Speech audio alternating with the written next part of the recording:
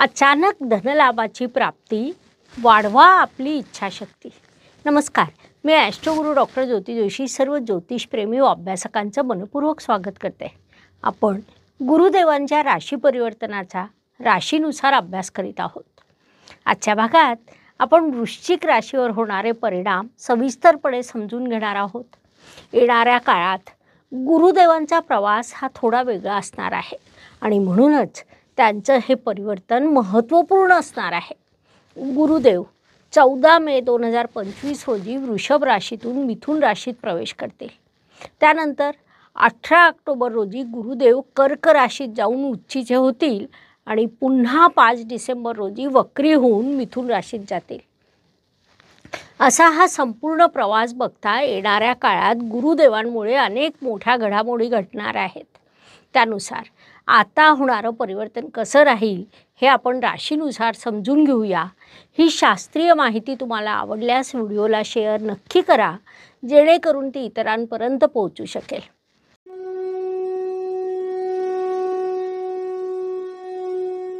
तर ज्योतिषशास्त्रानुसार 14 मे 2025 रोजी एक मोठी घटना घडणार आहे. ती म्हणजे गुरुग्रहाचं राशी परिवर्तन होय, जे अत्यंत महत्त्वपूर्ण मानलं जातं. गुरुग्रह हा आपल्या पत्रिकेतील सर्वात शुभ ग्रह म्हणून ओळखला जातो. त्याचे प्रभाव हे थेट असतात. मानवी जीवनावर खूप मोठा प्रभाव पडत असतो आणि म्हणून त्या प्रभावांचा आपण दरवर्षी राशीनुसार अभ्यास करीत असतो. यावर्षी देखील करणार आहोत. यावर्षी गुरुचं गोचर हे थोडं वेगळं आहे, त्यामुळे थोडं अधिक सखोलतेने आपल्याला त्याचा अभ्यास करावा लागणार आहे. गुरु म्हणजे जीव होय. मानवी आयुष्य जिथे सुरू होतं तो बिंदू म्हणजे गुरु होय. आईच्या गर्भात सर्वप्रथम जीवाचं आगमन होतं, त्यानंतर जीवनिर्मिती होते. त्यामुळे या गोष्टीला विशेष महत्त्व आहे. गुरु हा जन्माचा, शिक्षणाचा, अर्थार्जनाचा अशा सर्व महत्त्वपूर्ण गोष्टी म्हणजे संपूर्ण आयुष्याचं कारकत्व गुरुकडे आहे. निसर्ग कुंडलीचा जेव्हा आपण विचार करतो तेव्हा आपलं भाग्यस्थान, धर्मस्थान हे गुरुच्या अखत्यारीत येतं.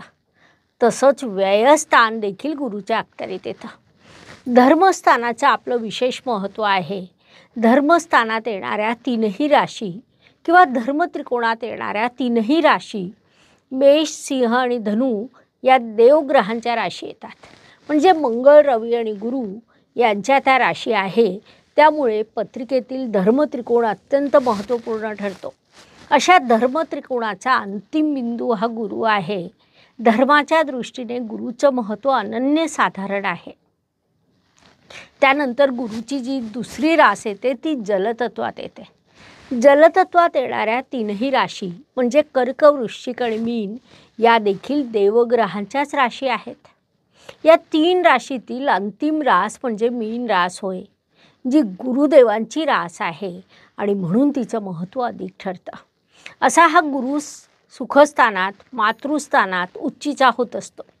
तुमच्या पत्रिकेत गुरु जिथे बसलेला आहे मग तो कुठेही असू शकतो. तुम्ही तुमची पत्रिका बघा आणि सांगा तुमच्या पत्रिकेत गुरु कोणत्या राशीत आणि कोणत्या स्थानात बसलेला आहे. त्या राशीपासून 4थ्या स्थानाचं सुख तो कायम वाढवत असतो. गोचर हा विषय वेगळा झाला. तुमच्या मूळ पत्रिकेत तो जिथे बसलेला असेल तेथून 4थ स्थानाचं सुख तो तुम्हाला कायमस्वरूपी वाढवून देत असतो. कारण गुरु हा निसर्ग कुंडलीच्या 4थ स्थानात म्हणजे कर्क राशीत उच्चीचा होतो. मागील काळात गुरुग्रहाचं गोचर वृषभ राशीतून म्हणजे अर्थतत्वाच्या राशीतून सुरू होतं. आता ते वायुतत्वाच्या मिथुन राशीत प्रवेश करणार आहे आणि काम त्रिकोण देखील पूर्ण करणार आहेत. काम त्रिकोण म्हणजे मानवी आयुष्यात सर्व कर्तव्य पूर्ण करीत असताना योग्य परिश्रम करून, योग्य धावपळ करून, योग्य मार्गाने अर्थार्जन करून कुटुंबाचा निर्वाह करणं म्हणजे कामत्रिकोण होय. जवळपास 12 वर्षांनी गुरुग्रह या राशीत येणार आहे. त्यामुळे भौतिक साधनांची विपुलता निर्माण होणं, भौतिक गोष्टीचं आकर्षण वाढणं, त्या दृष्टीने अधिक विचार सुरू होणं हा विषय मानवी स्वभावाला इथे प्राप्त होतो. किंबहुना प्रत्येक गोष्ट मला पाहिजेपासून मलाच पाहिजेपर्यंत जाण्याची दिशा देखील इथे निर्माण होते. मिथुन राशीत आगमन करणारे गुरुदेव सर्वच राशींवर प्रभाव करणार आहे. ते राशीनुसार सविस्तरपणे आपण समजून घेणार आहोत. ते समजून घेत असताना याच काळात राहूची गुरुवर दृष्टी याचा देखील अभ्यास आपल्याला करावा लागेल. गुरु परिवर्तनानंतर गुरुची असणारी अतिचार गती ही अत्यंत क्वचित घडणारी घटना आहे. म्हणजे इतिहासात डोकावून पाहिलं असता खूप कमी वेळा अशी घटना घडली आहे. जेव्हा जेव्हा ही घटना घडली तेव्हा तेव्हा ती नकारात्मक प्रभाव देऊन गेली. ग्रह जेव्हा वक्री असतो तेव्हा त्याचा वेग कमी असतो. अतिचार गतीमध्ये वेग खूप जास्त असतो. त्यामुळे अतिचार गतीचे आपोआप दोन प्रभाव मिळतात. एक तर मनुष्य ध्येयापर्यंत खूप लवकर पोहोचतो आणि दुसरी बाब म्हणजे अपघात होण्याची भीती असते. ही बाब अजून सोपी करून सांगायची झाल्यास गुरुग्रह 30 अंशाचं मार्गक्रमण करायला साधारणपणे 12 महिने घेतो. आता या काळात म्हणजे गुरुग्रह जेव्हा मिथुन राशीत जाईल तेव्हा तो 30 अंशाचं अंतर केवळ 5 महिन्यात पूर्ण करणार आहे. 100 किलोमीटर एका तासाला चालणारी गाडी जर 260 किलोमीटर एका तासाला चालायला लागली तर होणारे प्रभाव हे सारख्या पद्धतीने होतील असं आपण म्हणू शकत नाही. त्यामुळेच गुरुग्रह आपलं सर्व काही योग्य पद्धतीने देऊ शकतील याची शाश्वती नाही. अर्थात शांतता आणि संयमात कमी येईल. माणसात स्वार्थी प्रवृत्ती वाढेल. खूप वेळा विश्वासघात होण्याची शक्यता वाढतील. नीतिभंग केला जाईल. अजून एक महत्त्वाचा विषय म्हणजे घाईघाईत निर्णय घेतले जातील. मग घाईघाईत जेव्हा निर्णय घेतला जातात तेव्हा निर्णय क्षमतेत गती येते, विकासात गती येते. त्यामुळे अनपेक्षितपणे मोठा फायदा होण्याची शक्यता नाकारता येत नाही. हे झालं तर भाग्यात वृद्धी देखील होते. आयुष्यात खूप मोठे बदल होतील. अर्थात येथे तुमची वैयक्तिक पत्रिका देखील कार्य करेल. वैयक्तिक पत्रिकेनुसार घटनेत बदल होत जातील. आता आपण गुरु परिवर्तनाचे वृश्चिक राशीवर होणारे परिणाम समजून घेऊया. तर महाभारताच्या शांती पर्वात एक वाक्य आहे, गुरु का सम्मान करना सबसे बड़ा धर्म है. वृश्चिक राशीच्या अष्टम स्थानात गुरुदेवांचं आगमन होणार आहे. पत्रिकेतील अष्टम स्थान हे अडथळे, अडचणी आणि संघर्षाचं स्थान म्हणून ओळखलं जातं. गुरुदेव खूप वेळा आपली परीक्षा पाहत असतात. परीक्षा पाहणाऱ्या या गुरुचा योग्य पद्धतीने सन्मान करणं, धर्म टिकवणं आणि यशाच्या दिशेने वाटचाल करणं हे या काळातील वृश्चिक जातकांचं मार्गक्रमण असलं पाहिजे. ही बाब वृश्चिक राशीच्या सर्व जातकांनी प्रामुख्याने लक्षात घ्यायला हवी. या काळात त्या पद्धतीने वागणं तुमच्यासाठी महत्त्वपूर्ण ठरणार आहे. गुरुदेव तुमच्या अष्टम स्थानात म्हणजे मोक्ष त्रिकोणाच्या स्थानात येणार आहे. तेथून ते तुमच्यासाठी पत्रिकेतील मोक्ष त्रिकोण पूर्ण करणार आहेत. मोक्ष त्रिकोण हा तुमची अध्यात्माच्या मार्गावर प्रगती घडवून आणतो. धर्माच्या मार्गावर येथे तुमची प्रगती होत असते. अष्टम स्थानात येणारे गुरु हे तुमच्यासाठी अडथळे, अडचणी आणि नंतर अचानक धनलाभाचे योग देखील निर्माण करतील. मागील काळात तुम्ही काही प्रॉपर्टी घेतलेली असेल त्याच्यातून लाभ होणं, अडकलेला पैसा निघणं, कौटुंबिक प्रॉपर्टीतून लाभ होणं, सासूरवाडीसोबत नातं समृद्ध होणं असे अनेक शुभप्रभाव वृश्चिक जातकांना गुरुदेवांकडून प्राप्त होणार आहे. त्यामुळे तुम्ही 8वा गुरु म्हणून अजिबात घाबरून जाऊ नका. अष्टम स्थानात येणारे गुरु हे देखील देणारेच असतात. विशेष बाब म्हणजे वृश्चिक राशीसाठी ते धनेश आणि पंचमेश आहे. त्यामुळे तो त्यांचा मूळ भाग आहे. ते आपलं मूळ कार्य निश्चितच करतील आणि म्हणून तुम्ही देखील आपलं कार्य प्रामाणिकपणे करीत राहावं जेणेकरून तुम्हाला अधिक शुभ परिणाम प्राप्त होतील. जसं आपल्याला माहिती आहे की गुरुदेवांना पंचम, सप्तम आणि नवम अशा एकूण 3 दृष्ट्या असतात. स्थानांसह त्यांची दृष्टी अत्यंत महत्त्वपूर्ण मानली जाते. त्यांच्या दृष्टीचे मोठे परिणाम होतात कारण त्यांच्या दृष्टीला अमृत दृष्टी असं म्हटलं जातं. त्यानुसार अष्टम स्थानात प्रवेश करणाऱ्या गुरुदेवांची पंचम दृष्टी तुमच्या व्ययस्थानावर, सप्तम दृष्टी धनस्थानावर आणि नवम दृष्टी चतुर्थ स्थानावर पडेल. या दृष्ट्यांचे तुम्हाला शुभ परिणाम प्राप्त होतील. थोडक्यात गुरुदेव अनेक पद्धतीने वेगवेगळ्या माध्यमातून तुम्हाला भरभरून लाभ देणार आहेत. विशेष बाब म्हणजे ते अतिशय वेगाने परिणाम देणार आहेत कारण या काळात ते अतिचार गतीमध्ये असतील. त्यांची गती अतिचार असणार आहे आणि म्हणून नेहमीच्या गतीपेक्षा 2.5 ते 3 पट त्यांचा वेग असेल, तेवढ्या वेगात ते तुम्हाला प्रभाव देखील देतील. अष्टम स्थानात प्रवेश करणाऱ्या गुरुदेवांची पंचम दृष्टी तुमच्या व्ययस्थानावर पडेल. त्यामुळे तुम्ही जर परदेशात राहत असाल तर या काळात तुम्हाला प्रचंड मोठा लाभ होईल.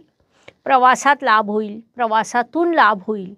तुमचा व्यवसाय जर हॉस्पिटलशी संबंधित असेल, कारागृहाशी संबंधित असेल तर त्यातून मोठा लाभ अचानकपणे प्राप्त होईल. कारण या सर्व गोष्टी व्ययस्थानाशी संबंधित आहे. त्या स्थानावर गुरुदेवांची शुभदृष्टी पडणार असल्यामुळे तुम्हाला हे सर्व परिणाम प्राप्त होतील. अष्टम स्थानात प्रवेश करणाऱ्या गुरुदेवांची सप्तम दृष्टी धनस्थानावर पडेल. आपल्या पत्रिकेतील आर्थिक दृष्टीने 2 स्थानं अत्यंत महत्त्वपूर्ण असतात. एक म्हणजे लाभस्थान आणि दुसरं म्हणजे धनस्थान होय.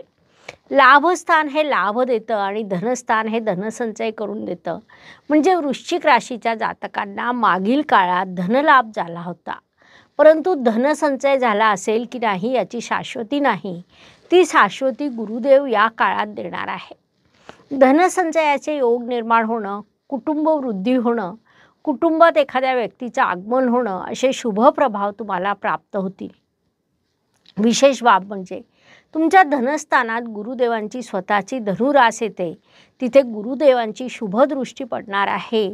त्यामुळे तुमच्या वाणीत प्रगल्भता येणं, ज्ञानवृद्धी होणं आणि तुमचं भाग्य प्रभावी होणं असे अनेक शुभ प्रभाव तुम्हाला प्राप्त होणार आहे. अष्टम स्थानात प्रवेश करणाऱ्या गुरुदेवांची नवम दृष्टी तुमच्या चतुर्थ स्थानावर पडेल. पत्रिकेतील चतुर्थ स्थानावरून आपण वास्तू, वाहन, जमीन, सुखशांती या सर्व गोष्टी बघत असतो. अशा स्थानावर गुरुदेवांची शुभदृष्टी पडणार असल्यामुळे तुमच्यासाठी वास्तुयोग, वाहन योग निर्माण होतील. मात्र याच काळात तिथे राहूचं आगमन होणार आहे.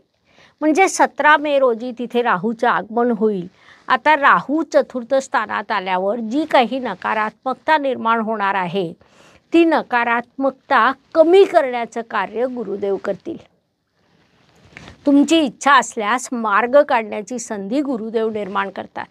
अर्थात चतुर्थ स्थानात म्हणजे सुखशांती हरवून जर काही अस्वस्थता निर्माण झाली, घरात वादविवाद निर्माण झाले तर गुरुदेव तुमच्यासाठी सौख्य निर्माण करतील. सकारात्मक वातावरण निर्माण करतील. घरातील कलुषित वातावरण कमी होईल. आता हे एक लक्षात घ्या की चतुर्थ स्थान हे राहू देखील प्रबळ करणार आहे आणि गुरु देखील प्रबळ करणार आहे.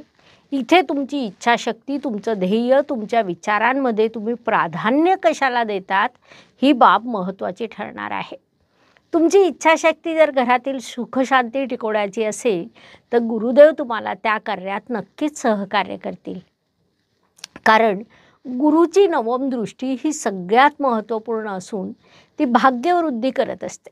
ही बाब प्रामुख्याने लक्षात घेऊन तुम्ही या काळाचं नियोजन करा, जेणेकरून गुरुदेवांचे अधिक शुभ प्रभाव तुम्हाला प्राप्त होतील. उपायांच्या दृष्टीने विचार केला असता ज्योतिषशास्त्रात अनेक छोटे छोटे साधे सोपे उपाय सांगण्यात आलेले आहे, जे कोणीही अगदी सहज करू शकतं. त्यासाठी विशेष काही करण्याची आवश्यकता नसते. उपाय छोटे असले तरी परिणाम मोठा असतो. अट केवळ इतकीच की उपाय पूर्ण श्रद्धेने करायला हवे. त्यानुसार उपायांच्या दृष्टीने विचार केला असता गुरुदेवांच्या या अतिचार गतीत आपण काही उपाय नक्कीच करू शकतो. आणि त्यात सर्वात महत्त्वाची बाब म्हणजे देव जेव्हा जेव्हा संकटात येतात तेव्हा तेव्हा भगवान महादेवांकडे जातात. त्यानुसार या काळात सर्वांनी शिव आराधना करावी. दुसरी बाब म्हणजे गायत्री मंत्राचा जाप करून गुरुबल वाढवावं. दररोज किमान 11 वेळा गायत्री मंत्राचा जाप करावा.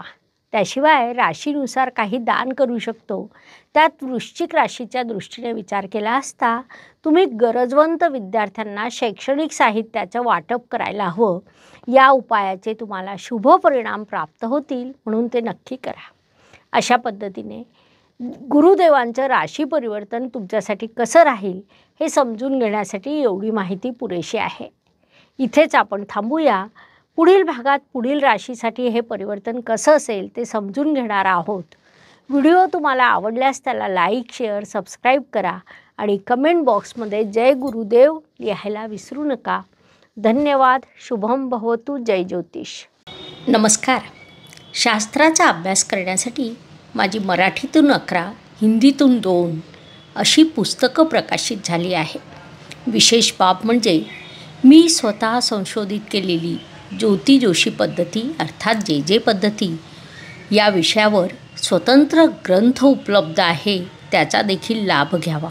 यूट्यूबची कार्यप्रणाली ही मुख्यतः लाईक, शेअर आणि सबस्क्राईबवर चालते. Please like, share and subscribe the channel. धन्यवाद. शुभम भवतु. जय ज्योतिष.